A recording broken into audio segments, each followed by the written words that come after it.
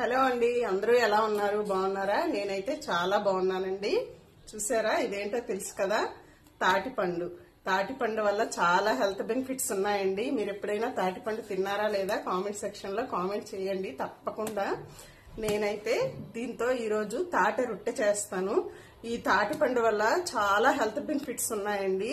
Calcium, magnesium, vitamin A, B, C ఇలా చెప్పుకుంటూ పోతే చాలా చాలా ఫైబర్ కంటెంట్, డైజెషన్ కి, తర్వాత ముఖ్యంగా మైగ్రేన్ ఉన్న వాళ్ళకంట ఇదట చాలా మంచిదటండి. ఇది తినడం వల్ల చాలా క్యూర్ అవుతుందంట.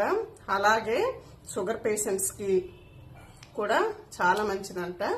ఇంత మంచి బెనిఫిట్స్ ఉన్న ఫ్రూట్ ని మనం ఎందుకండి వదులుకుంటాం? దీంతో ఏదో ఒక రెసిపీ చేసేస్తుంది తప్పకుండా. అయితే దీన్ని ఇలా డైరెక్ట్ గా తినకూడదు. తింటే వాతం చేస్తుంది, లేదంటే వేడి చేస్తుంది అనమాట. అందుకని కాల్చుకొని తింటారు చాలా మంది. బొగ్గుల మీద గాని గ్యాస్ మీద అయినా సరే బ్లాక్ అయిపోయేంత వరకు కూడా కాల్చుకొని తీసి డైరెక్ట్ గా తినేయచ్చు అనమాట. పిల్లలు అలా ఇస్తే తినరు కదా, అందుకనే నేను దీంతో తాటి రొట్టె చేస్తాను. ఈవినింగ్ పిల్లలు స్కూల్ నుంచి వచ్చేసరికి రెడీ చేసి పెడతాను అనమాట. ఇంత మంచి హెల్త్ బెనిఫిట్స్ ఉన్న తాటిపండు మీకు దొరికితే తప్పకుండా తినండి. ఇది సీజనల్ ఫ్రూట్ కదా, దీనివల్ల చాలా మంచి హెల్త్ బెనిఫిట్స్ కూడా ఉన్నాయండి.